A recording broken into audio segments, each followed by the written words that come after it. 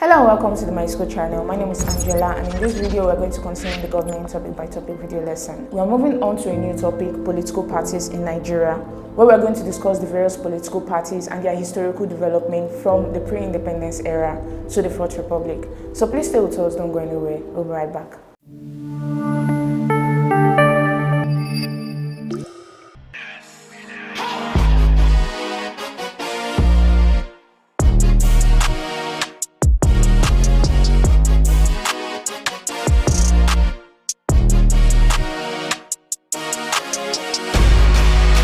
Welcome back to the My School channel. Like I said earlier, we are discussing political parties in Nigeria. We've divided this video lesson into two parts. So in the first part, we are going to talk about the parties in the pre-independence era. We're going to begin with the parties in the pre-war era, before the Second World War. So let's dive right into it. So here are a list of the things that we're going to discuss in this video lesson. We're going to discuss pre-independence political parties. We're discussing the NNDP and the NYM. We're also going to discuss post-World War II political parties, such as the NCNC, the MPC, and the AG. We're also going to discuss other minor political parties. Then we'll move on to the Second Republic political parties, the NPN, UPN, NPP, GMPP, PRP, and NEP. Then we'll also discuss the Third Republic political parties and the Fourth Republic political parties. So let's begin with a definition of political parties. So what's a political party? A political party is an organized group of people who share similar beliefs and goals involving political issues within the state and who seek to influence and hold government positions through democratic means in order to carry their policies into effect. So we've discussed a lot about political parties in a previous video lesson where we discussed the functions of political parties, the various kinds of political parties that can be formed, and the various party systems they can have in a society. But in this video lesson, we're focusing on political parties in Nigeria. First of all, we need to understand what a political party is. So it's usually an organized group of people, a group of people who come together with a particular aim. They usually have similar beliefs and goals. That means they share an ideology, how things should work in a society.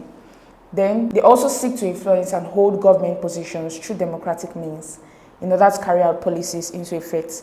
This means that they have ideas on how to ensure things work well in the society. And so they always list out these ideas in their manifestos, and then they come out to present this to the people so that when they gain public offices, they can carry out these various policies that they have written in their manifestos into effect in the society. So political parties are important in a democratic system as they help to provide the structured means for citizens to participate in governance. So without political parties, there will be no structure within that society. There will be no means by which citizens can select the best leaders of their choice who can help to represent their interests when they get into office. So they also serve as platforms for political mobilization, the formulation of policies, and the selection of candidates for elective offices. So it is through political parties that people come together to discuss different ideas about politics, how the society should be run. They also serve as a platform for policy formulation. They come together to decide what kind of policy should be effected within the society.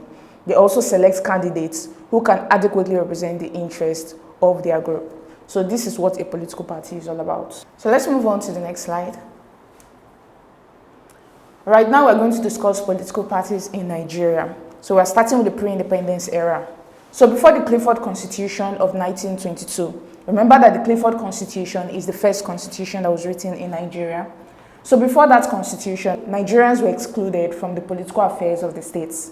And so there was no political parties in the society at that time. So the British colonial administration, led by Frederick Lugard, maintained strict control over administration and denied Africans the right to form political parties. So in such a society, no political parties were allowed to be formed.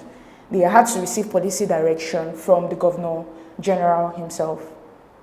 So in 1960, Lugard formed the Nigerian Council that brought together 6 traditional rulers, including the Sultan of Sokoto, the Emir of Kano, the Oba of Benin, and the Alaafin of Oyo. So the council was promoted as a device for allowing the expression of opinions that could instruct the Governor General.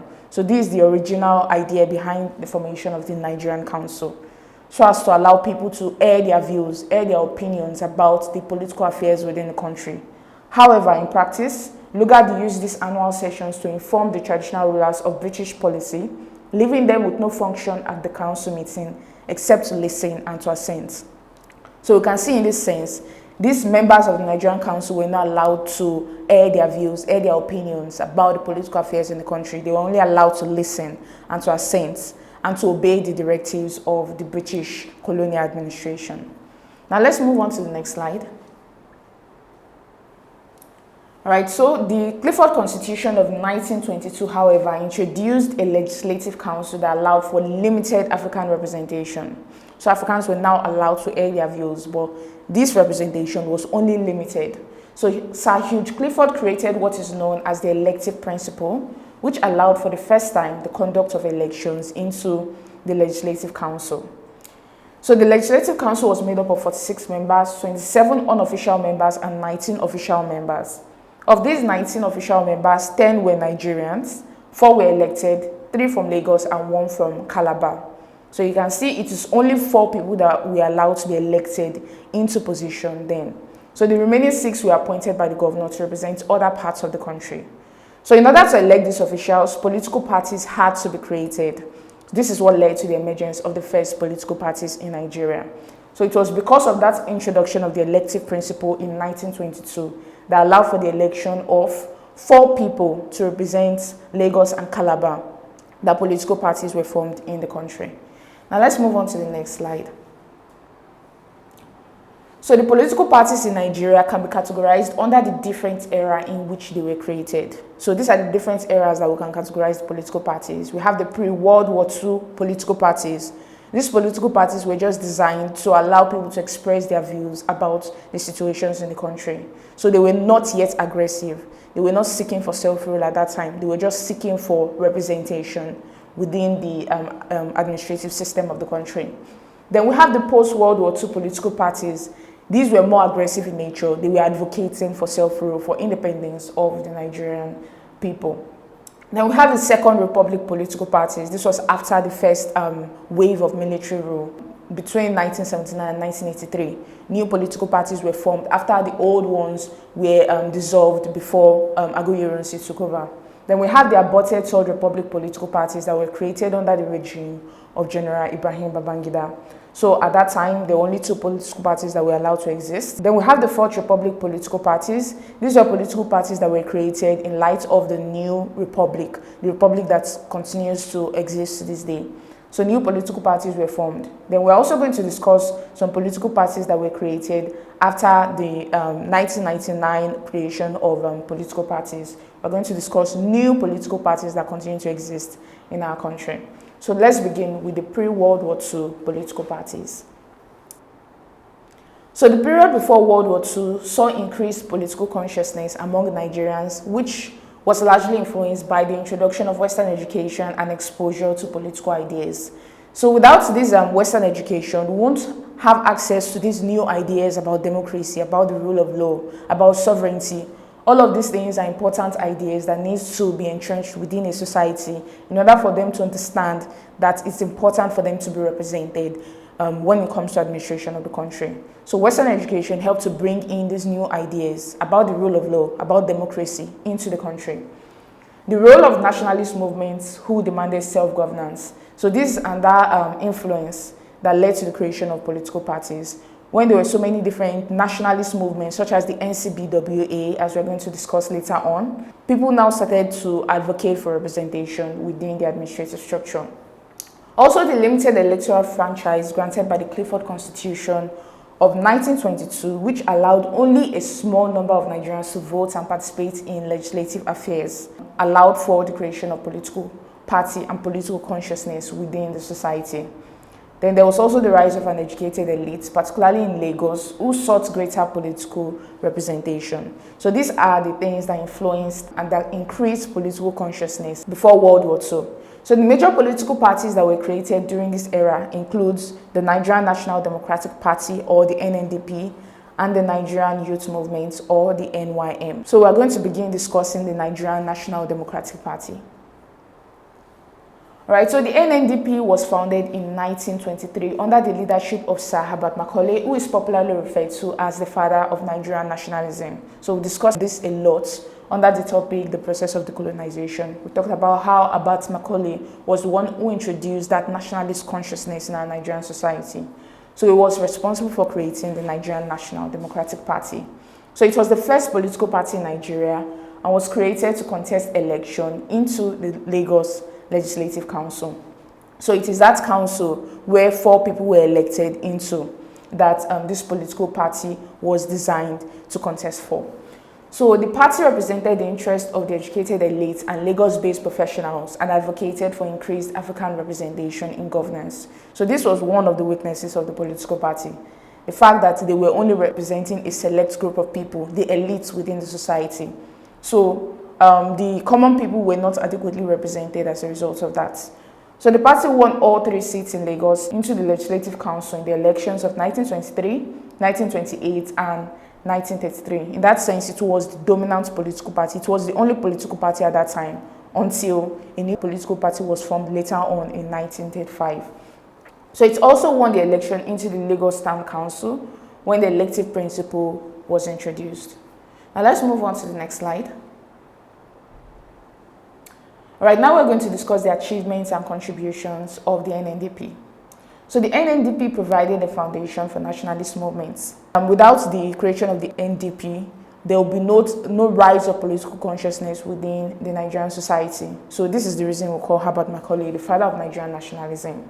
So they also founded the Lagos Daily News, which was a newspaper that helped to encourage political activities, especially in Lagos. It also helped to educate the people on the ideologies of the party. So this was one of the first major newspapers in the country. So this newspaper was designed to encourage that political consciousness among the people of the country and to educate the people on the ideologies of that political party. So some of the weaknesses of the NNDP is that the party lacked a national outlook as it focused mainly on Lagos.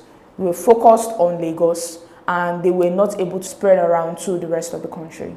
So it also excluded the majority of Nigerians, especially those outside elite circles. So people outside of the elite circles, people who were not educated, who had no access to wealth at that time, were excluded from this political party. They were not representing the interest of the common people in the Nigerian society. So these are the weaknesses of the NNDP. And this is the reason the new political party that was formed in 1935, the Nigerian Youth Movement, gained popularity among the Nigerian people. Now let's move on to the next slide. Right now we're going to discuss the Nigerian Youth Movement. So the NYM was formerly known as the Lagos Youth Movement and was created in 1935. So it was renamed as the Nigerian Youth Movement in the year 1936. It was founded by Ernest Ikoli, Samuel Akinsoya, and Dr. C. Vaughan. Nnamdi Azikiwe, H.O. Davis, Obafemi Awolowo, and Samuel Akintola later joined the movement.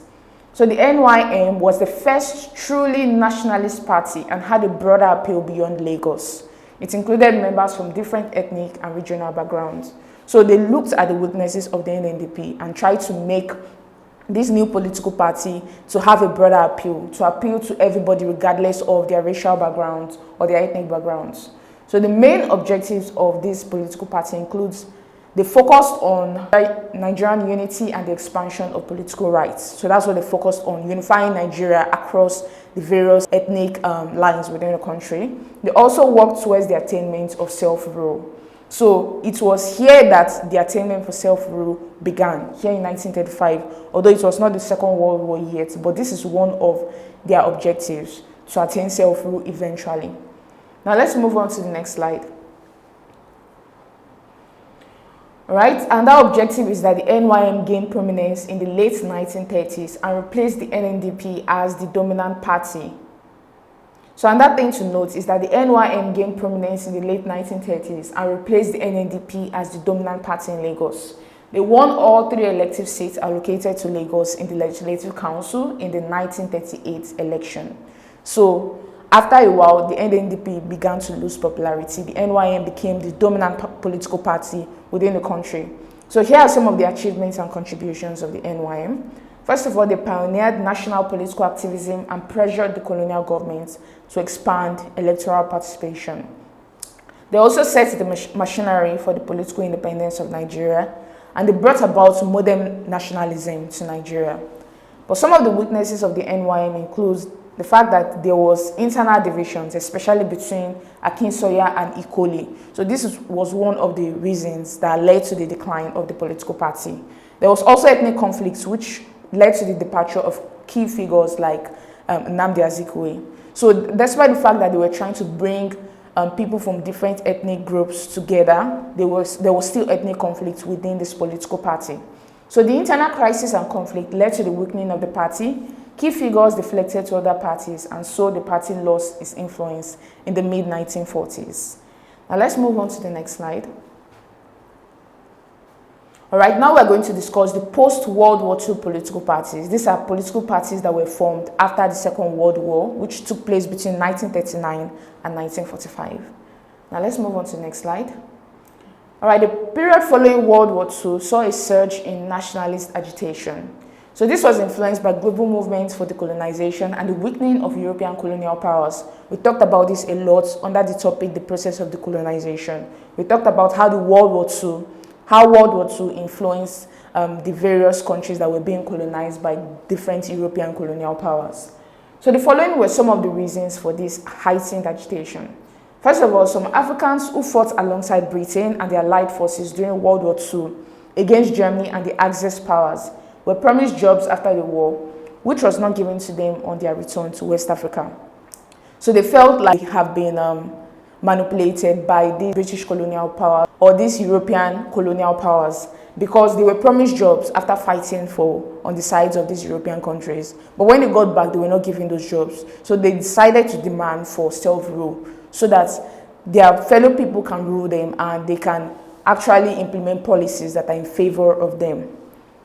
Then also the Richards Constitution of 1946 expanded political participation and provided for a wider platform for Nigerian representation. With that, there was the need to create new political parties within that country. So the fact that this constitution allowed a wider political participation allowed them to agitate for more, for self-rule within the society. Then there was the influence of Pan-Africanism led by William Du Bois, which inspired Nigerian nationalism and called for self-determination. So Pan-Africanism is an ideology that was introduced during that period. So a lot of people understood that it was important for Africans to come together to advocate for their independence from these colonial authorities. And so this also led to the agitation for self-rule during this era. Then there was also a lot of economic hardship and dissatisfaction with the colonial rule, which and this also fueled the desire for independence. So as a result of the effects of the Second World War, a lot of the resources that were actually taken from the African country to the European powers were squandered in the war. And as a result of that, there was a lot of economic hardship. Nothing came back to help in the development of the country. So a lot of economic hardship, a lot of dissatisfaction with the way the colonial powers had squandered the resources within the African society. So all of this led to that agitation for self-rule and to the creation of these new political parties who agitated for this self-rule. Now let's move on to the next slide. All right, now we're going to discuss the major political parties in post-World War II era, as well as the minor political parties. So the major political party includes the Nigerian Council of Nigerian and the Cameroons, or NCNC, which later became the Nigerian Council of Nigerian Citizens. Then we also have the Northern People's Congress, or NPC, and the Action Group, or AG. Then the minor political parties during this era includes the Northern Elements Progressive Union, or NEPU, the United Middle Belt Congress, or UMBC, the Dynamic Party, the Bornu Youth Movement, or BYM, and then the United Progressive Party, or UPP. So now we're going to begin with the discussion of the Nigerian Council of Nigeria and the Cameroons, or NCNC. So the NCNC was created in 1944 by Sir Herbert Macaulay, who was the first president, and Nnamdi Azikiwe, who was the first general secretary. So Sir Herbert Macaulay, after the decline of the NNDP, teamed up with Nnamdi Azikiwe to create this new political party. So it was just when the Second World War was about to end that this new political party was created. So at the death of Herbert Macaulay in 1946, Dr. Nnamdi Azikiwe became the president of that political party. So when Southern Cameroon left in August 1944, the NCNC changed its name to the National Council of Nigerian citizens. It was still NCNC. So the party had a nationalist outlook and advocated for self-rule and independence. They had a strong presence in the southern region, particularly among the Igbos. So we can see now that some of these political parties are beginning to be divided along ethnic lines. The NYM did not succeed, despite the fact that they were trying to unify the Nigerian people. So some of these new political parties that were created were now divided along ethnic lines. They were based on the interests, the needs of a particular ethnic group within the country. So they won major seats in the legislative elections in the 1950s and played a key role in negotiating Nigeria's independence. So let's move on to the next slide. All right, now we're going to discuss the objectives of the NCNC, which include 1, to arouse mass interest and obtain overwhelming national support for political reforms. So we can see that the idea behind the NCNC at first, it was to arouse nationalist consciousness. They wanted everybody to come together and agitate together as a whole country for political reforms. They also wanted to achieve political independence by giving political education to the people of Nigeria. They wanted to educate the people on their rights as members of the Nigerian society and instill in them that need for independence from the British colonial authority. And that objective is to provide members with a good medium of expression, to allow people to express their views on ongoing political situations within the country. They also wanted to advance the interest of the people of Nigeria and the Cameroons under the British mandates, and to organize and collaborate with all its branches throughout the country. So you can see it had a nationalist outlook, but eventually we begin to see how it was now focused on the Igbos within the society, the eastern region in the society. So some of the achievements of the National Council of Nigerian Citizens is that they introduced and published the West African Pilots, which served as a powerful platform for opposing colonial rule. So the West African Pilot is another newspaper, and it was created by the NCNC. So it was also behind the nationalist opposition to the Richard's Constitution of 1946 by sending delegates to protest it in London. So because of some of the items within the Richard's Constitutions did not allow for full participation of Nigerians in the political process, they had to protest this constitution in London. And this was what led to the creation of the Macpherson Constitution in 1951. Now let's move on to the next slide. All right, it also took part in most of the constitutional conferences. For example, the 1953 London Constitutional Conference. So Nnamdi Azikiwe and so many other members of that political party went to represent NCNC during all of this constitutional conference in order that they will be able to adequately represent the interest of the people. So they controlled the government of Eastern Nigeria in the First Republic, that is between 1963 and 1966. So we can see that this political party even went on till after Nigeria's independence. They formed a coalition with the Northern People's Congress between 1960 and 1966. We are going to discuss a lot more of that later on. Then the NCNC worked in agreement with NPC in creating the Mid-Western region out of the then Western region in 1963. So some of the weaknesses of this political party is that the party was accused of ethnic bias, and this led to the political rivalry with other regional parties. Then the party also started to decline from 1964 after the general elections and ceased to exist when the military came into power on 25th January 1966. So it was after that military coup that took place in 1966 that this political party, along with all the other political parties that were created after World War II, were dissolved. So all of these parties ceased to exist after the military coup. So we've come to the end of this segment of the video lesson. I believe it was educative and enlightening. If you would like to continue on this journey with us, please go down to the link in the description below. This takes you to my school website where you can subscribe for the government by topic video lesson. There you can continue on this journey with us. We're going to discuss the NPC, that's the Northern People's Congress, the Action Group, as well as other minor political parties in the country. So I hope to see you there. I believe you're enjoying this content. If yes, please do not forget to hit the like button, click on the subscribe button, and lastly tap on the notification bell to get informed as soon as we release the next videos.